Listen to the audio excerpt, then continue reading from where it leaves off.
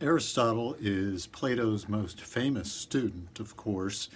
Aristotle lived from about 384 BC to 322 BC.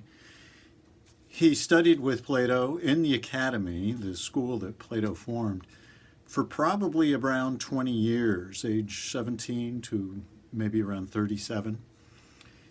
He also then later developed his own school called the Lyceum.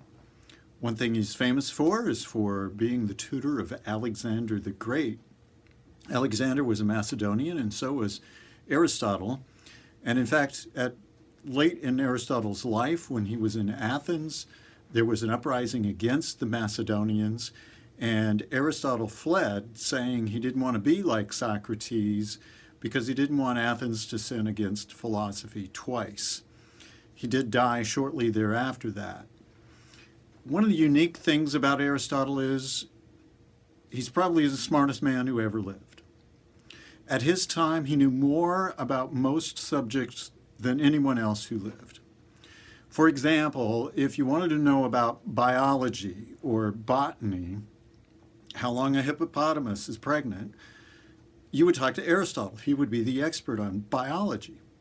If you wanted to know about maps and cartography in the world, go to Aristotle. If you want to know about political systems and governments and the types of constitutions that are available, go to Aristotle.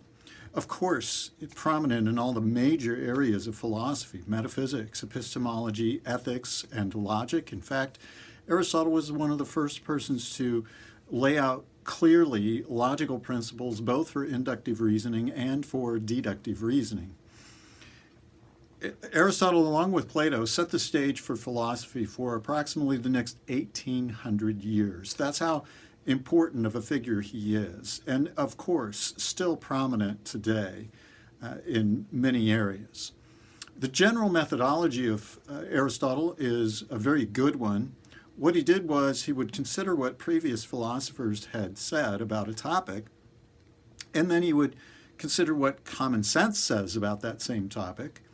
And he would reflect on both and criticize where needed, and then come up with his own ideas, kind of a blending of those two, and then, of course, a lot of originality.